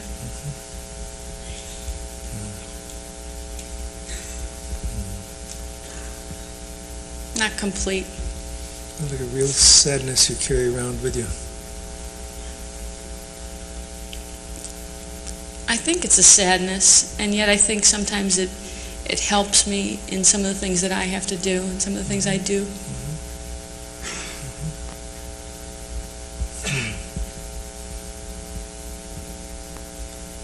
Are you saying in some ways it's made you stronger or more able to meet life? Yeah, I think through some of the things that I've gone through, even with the relationship with my husband, I think through that episode that we shared, there was a lot of strength between the two. And even though there has not been a lot of discussion, as far as how we felt in relation to the loss, I saw a side of my husband I'd never seen before, which showed me a great strength in him. So that in spite of the grief and the loss, some good things emerged from it. Oh, definitely. If anybody can say something good came from that, I think the love and the strength are good. I guess I would just like to complete that, though. I'd like to complete that, though, by being able to give him a child. It's a very deep wish. Yeah. I see that our time is almost up. Is there anything more that you want to say? No, just that I appreciated talking with you. Okay. Thank you. Thank you. But hold it, because they may want to ask you questions as well as me.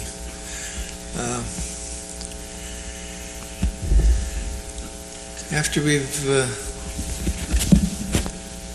sat here for just a minute,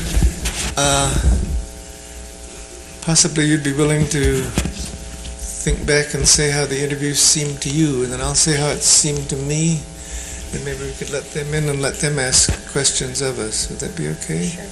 And maybe Ruth can join us too, and we can all take part.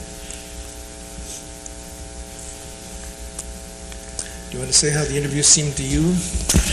When I first came up here, I felt very, very tight, and I know that I cross my legs a lot when I sit, and somebody may interpret that as closed. I think this is just comfortable for me.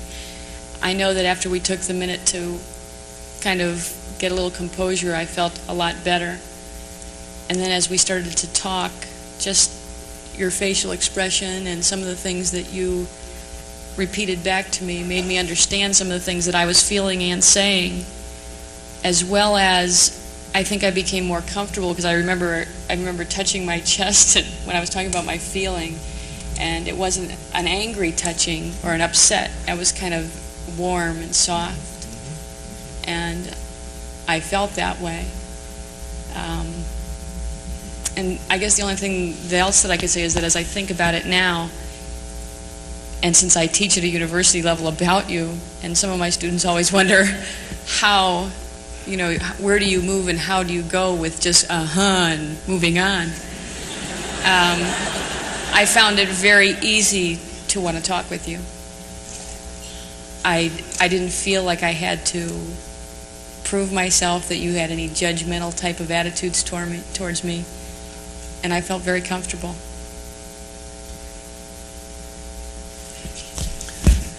Okay, I think as far as I'm concerned, I felt a little clumsy at first in getting into your world, but then I began to feel more and more comfortably there, as though I really did understand. And I don't know, there was a feeling of being really privileged to enter into your sense of loss and what you'd been through and your hopes, and then your characteristic of being the one in control, and that here you'd run into something you couldn't control. And I too was moved, and I'm not sure that I know all the significance, but you're putting your hand on your chest was it was as though your body was speaking, and I was trying to hear that. I felt that in terms of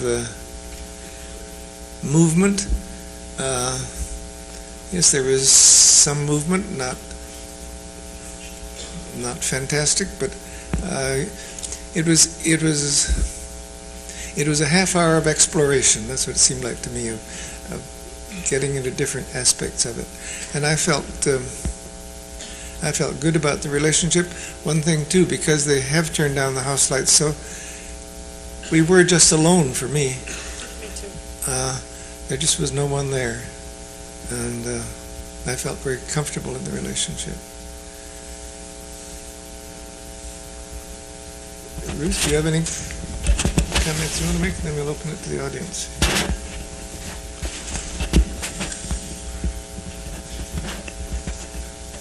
One of the things which seemed important to me was the use of silence. The way in which Peter Ann was silent, but it seemed to be a working silence. And twice I felt that, because she came to something different at the end of the silence. And it was not interrupted. I don't know whether Peter Ann felt that or not. I know that when the silence occurred, I know that I was kind of trying to think and feel what was going on with me. And so I guess I was trying to draw some kind of closure to where we had been and find what I had touched upon. Get more familiar and more comfortable with your own feelings at Yes. that time. Yes, I felt those were definitely your silences, and that you were quite obviously working during the silences. I think part of the time too I was looking into your face and into your eyes to see, what I was getting from you. And I think that helped me as well to come to some kind of decisions or conclusions based on the niceness that I saw coming back. I think I have a question, Peter Ann, if you're willing.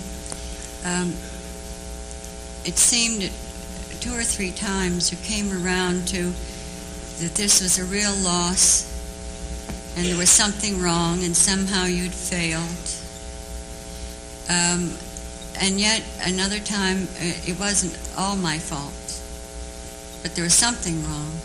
And I was sensing for myself some feeling of angry about the loss and not being able to do anything about it.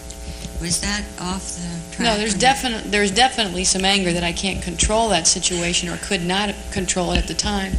But I think there's always the guilt. If a doctor could say you lost these twins because, that would be acceptable. They can't give me an answer. It's just a premature birth. And so you're kind of left without any answer. And so with that, I think I have feelings of maybe I shouldn't have washed the dishes or maybe I shouldn't have swept the floor, but I don't know the answer. And so I think that's something that's going to be out there forever, unclear. Now if you'll turn up the house lights, then we can get questions from the audience.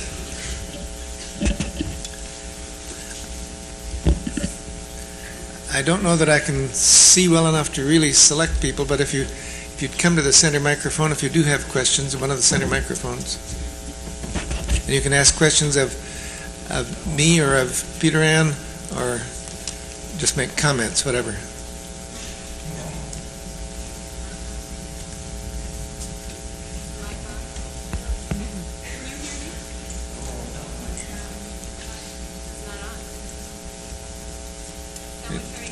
Turn on the center mics, please. There it is. Okay, try it again. Peter Ann, this was a question for you, and Carl, maybe you can comment on it. As I watched the interview, I had a sense that when you started out, you were at one level of talking about your experiences in the moment, of your fears about being pregnant, and the excitement and both the fear about that.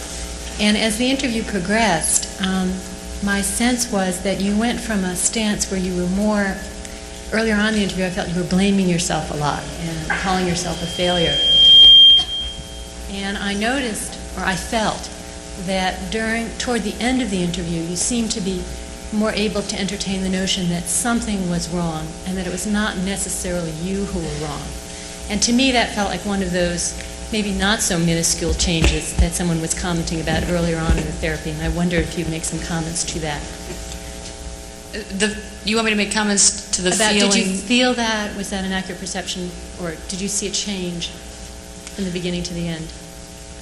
I think I saw a change from the beginning and the end to, I started out with my narrow scope of that I had a loss. Mm-hmm. And then I think there are so many more things that play on that I saw myself changing to not only the loss aspect, but all these other things that affect me Mm-hmm. in relation to the loss. And yes, I don't think that it is my fault. Mm-hmm. You know, and I think I tend to blame myself. I do. And I'm not sure that I'll ever get over blaming myself, and yet at this very moment I realize more and more that there's nothing I could do about that. I guess I felt the shift from blame to loss during the course of the interview. I was impressed too, if I can comment on that, when you said toward the end that when I said you're a failure, and you said no, not me exactly. That was very impressive, because I felt you were realizing no, it was a limited part of anything that your part in it, as far as any possible blame was concerned, was very, very limited, and it wasn't a failure of you. Yes.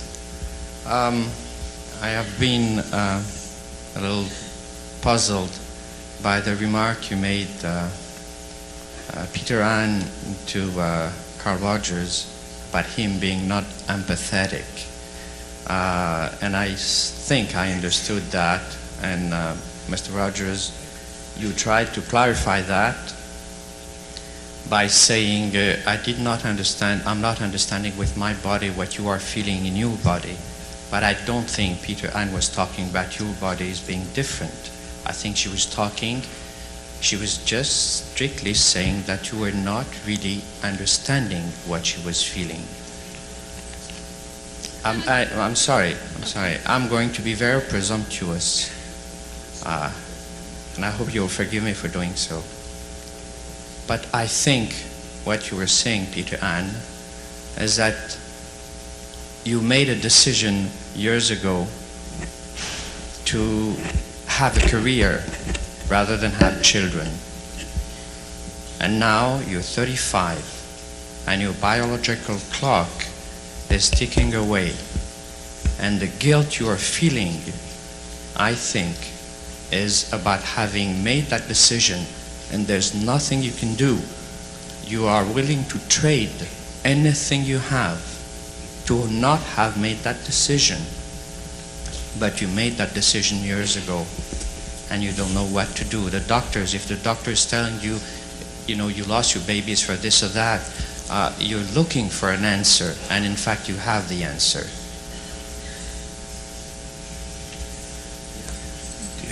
Do you have any comments you want to make or not? Yeah, I'll make a couple. One, when I made the comment to Dr. Rogers, I think I was coming from a point of thinking that this is going to sound terrible and sexist, but this is a woman's loss, that you could not, understand that aspect, and it wasn't that I didn't think you were empathetic with me, but that kind of a feeling. The other aspect about feeling guilty about my career, definitely, I feel that way to a degree, and I know that, and yet, if I had it to do all over again, knowing what I know now, I might change it. Would you? Knowing what I know now, I might change it. Right.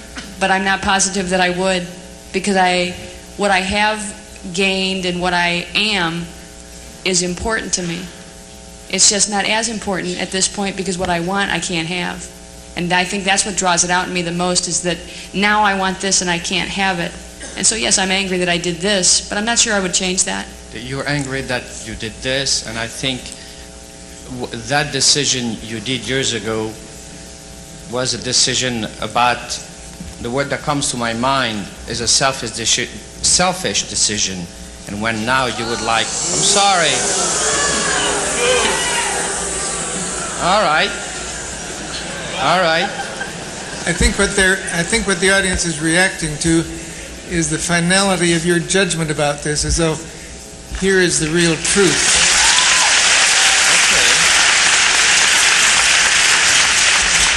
Well, I think from confronting some part of our decisions, and I'm not saying that the decision you made was wrong. I'm not saying that at all. But I think by facing the fact that you made some decision years ago, anyway, there's nothing much I can say. I think that most of what you've said, she already said in her interview.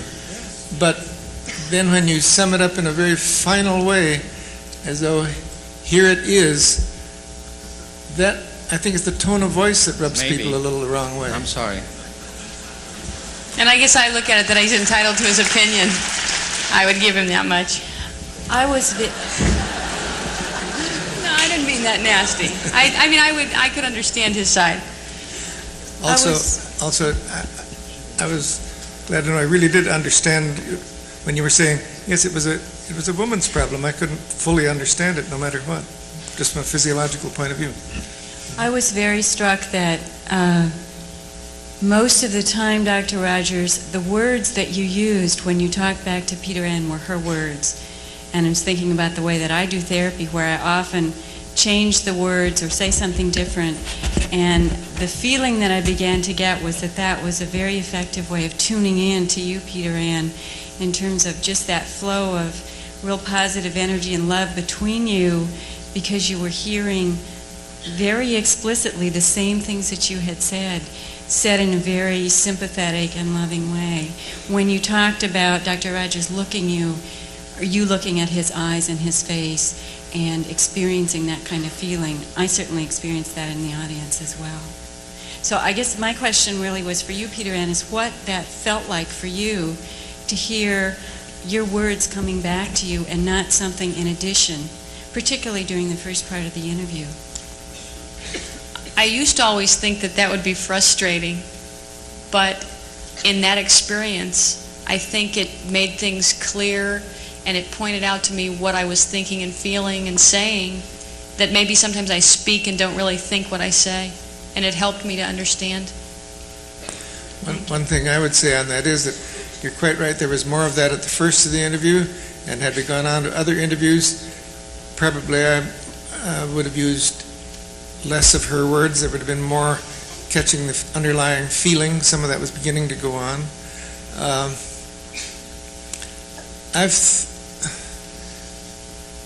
My intent in the interview was to really be a companion to Peter Ann in her world, and any way I can get inside that world is okay by me. And sometimes it is by repeating, sometimes it's by trying to sense the feeling that underlies the words. But I do want to be enough of a companion to the client so that the client feels released to go forward. And also, I want to make the relationship so safe that things that can't be said can be said, and feelings that can't be experienced that cannot be experienced can be experienced in the relationship. And that is my intent. We only had half an hour's worth, so only to some degree could that be achieved.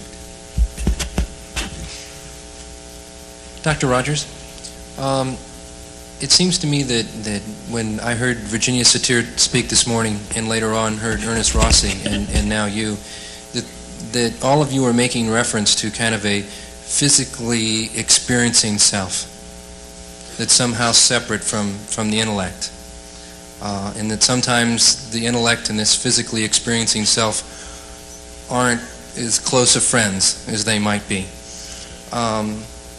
Now we all know that we spend small fortunes and many hours developing that kind of intellectual self. Could Could you speak to the development of that physical experiencing self? Well, let me say first that I think you're quite right that our intellectual processes often go off in one direction and our experiences in another. And there were one or two small examples of that in this, where your mind was telling you you're not guilty, for example, and yet you experience guilt. I think that our educational institutions do a great deal to help us develop persons who are guided by intellect and rational thought and so on, and who often get further and further from the actual things that they're experiencing. And it is that gap which makes for a great deal of psychological difficulty and maladjustment.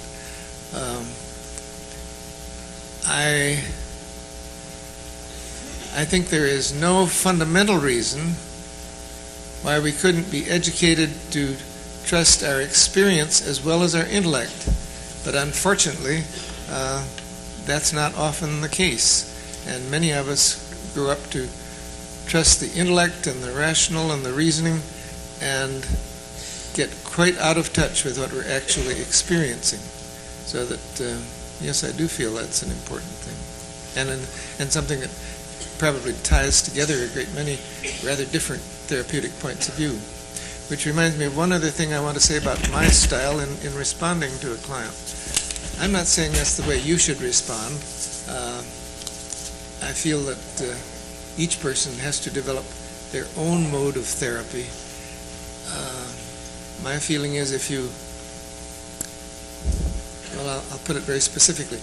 If you record your interviews and study them later, you will find things that you do that are very helpful, and perhaps they're very specific to you. You'll also find things that you do that really don't seem to advance the process at all, and that perhaps get in the way of it. And those you can drop. So that I'm not talking about just doing what you feel like doing, but after carefully studying what you do, then gradually developing your own way of being with another person, which is helpful. And that, I think, is I don't ask anybody to do what I do. I do it because that's good. That's a way I've found of being helpful to people. Your way might be different, but examine what you do so as to make sure that what you're doing is helpful and not unhelpful. At some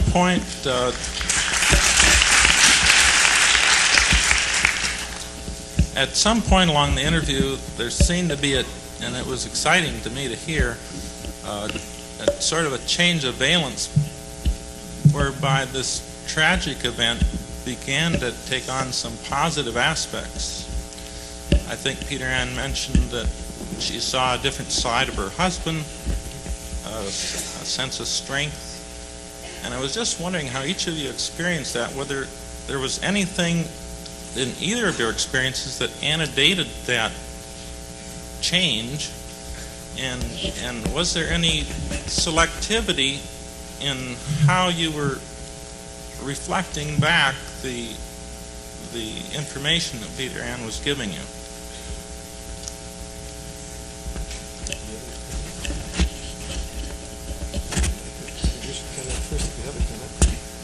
My comment would be that I believe we were talking about the failure aspect, and we were talking about the loss, and it came to me, as it did then and does periodically, that there was some very good moments, even though it was tragic, and that makes me feel good. That may have even been when I put my hand on my chest. I'm not sure. It may have been in the same area, but there are some very good points of that, and I guess I'm not exactly sure how we got there, except I think we were talking about the failure aspect, and I think I'm not totally a failure, and that there are some good things that came from that, and I helped with those and learned some things through those. I just wouldn't be sure at this moment how we arrived at that point. I'd have to see the videotape or listen to the recording to find out. But, and I certainly felt that shift in evaluation of it, but I wouldn't want to...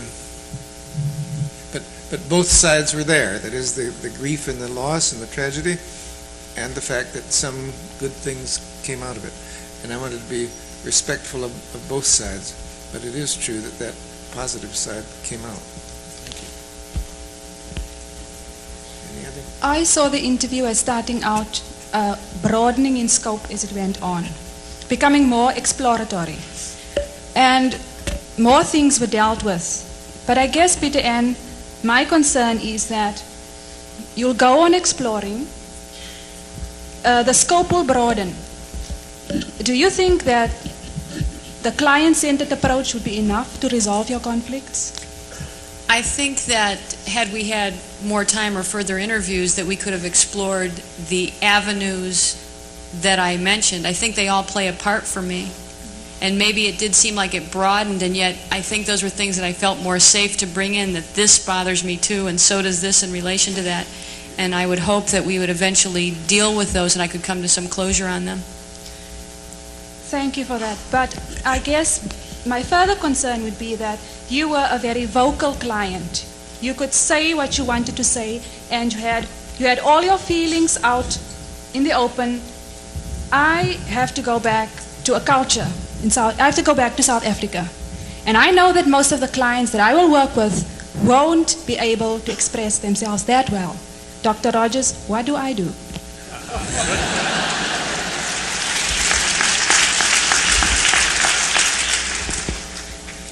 I think I can answer that very briefly, but it's not easy to put into effect. You can be very, very present to your clients. I think to be really present in the relationship is one of the keys to therapy. How you will be present, I don't know. It's quite true that Peter Ann was a very articulate person. But the difference between an articulate person and a very silent person isn't all that great. I recently had occasion to go over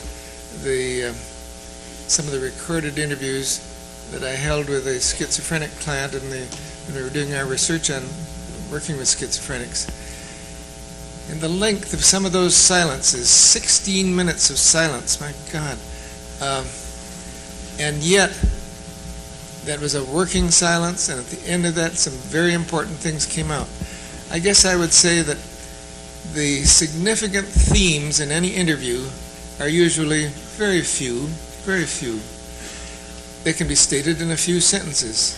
And some people who are very silent and not articulate and nonverbal may only utter a few sentences during the time you have with them.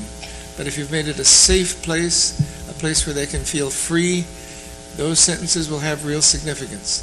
The more articulate person also says a few very significant things, but also gives many of the details and helps us to understand the context and so on. But the difference between dealing with an inarticulate and an articulate client is not as great as it's sometimes supposed to be, in my experience. Thank you.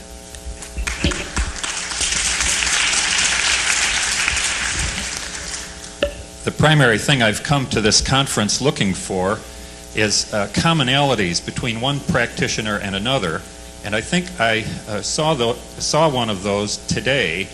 In the hour before this, I sat in with Dr. Ernest Rossi talking about hypnotherapy, and he emphasized there the minute rapport between therapist and client. I saw you doing it. Very much in tune. I want to use a word larger than empathy. Empathy seems to me to relate to the content and the emotion. What I saw was in your very physical processes, I sense an exquisite sense of timing and skill that I don't do in sessions when I am nervous, that I didn't do when I was less experienced.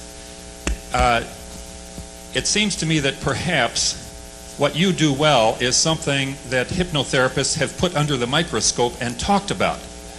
Have you ever thought of yourself as doing something very much like hypnotherapy? Have you ever analyzed, in that, when you talk about analyzing the minute, moment-to-moment fluctuations, are you aware of your sense of timing, of your respect for her broken eye contact while she's thinking, and you recognize it?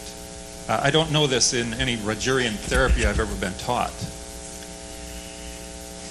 I guess I would say that I've come to place a larger and larger emphasis on the intuitive aspect of the relationship. I don't know that was, you feel you saw some of that here, I'm not sure. But I do feel that that is one commonality that I share with the work of Erickson, for example. I am not one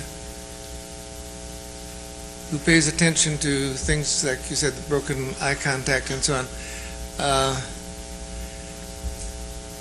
I'm sure I take account of that at some intuitive level, but no, that's not something I think about, and I'm not sure that it's helpful to think about it. People might differ on that.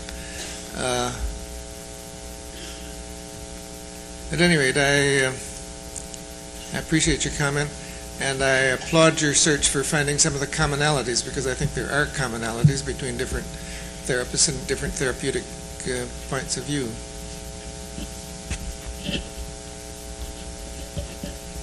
I thought I detected throughout a large portion of the session an emotional message in the shakiness of Peter Ann's voice. And my question to you, Dr. Rogers, is, was there a specific reason why you chose to respond to her words? As was mentioned earlier, you responded very often in her words, and you did not choose to respond to the nonverbal message that she was giving you in her shaky voice. I wonder if there was a reason for you making that choice. I guess I responded to it in my way. I certainly noticed the shakiness in her voice, which came and went. But I responded to it in different ways. I remember at one point saying that was very, very hard. And I was responding to the fact that she was close to some very deep emotions. I might have responded differently or perhaps better, but I was not unaware of what you're talking about. Do you have any comment on that, Peter Ann? Not really, although I knew that I had tears in my eyes and I know that I had the shaky response, and yet I felt that I was being responded to and being allowed to do those things. Perhaps one more question on the interview? Is there another question? Yes. The picture that you get on the screen is a little different than I get when I'm looking right here, but when you were first starting and when I was looking at Peter Ann, I was seeing her face and I was seeing the colors that she chose to wear, and my first impression was, this is a woman in mourning. And I'm wondering, sometimes My luggage didn't arrive. Okay. This is what I flew in yesterday. I can often be wrong with my wonderings, and I'm wondering, Dr. Rogers, if you ever have those kinds of first impressions, and do you wonder out loud about them with your clients at all? I guess I'd put it more broadly. Some quick impression I probably don't voice. Any persistent feeling, if I had felt, for example, that she was always on the verge of tears or something like that, yes, I would. And wait a minute. Any persistent feeling in myself I would express. So that if I became concerned or had a certain feeling, yes, I would express that to her. But in wonderings of the sort that you're mentioning, I don't do much of that. That may be a loss to me, but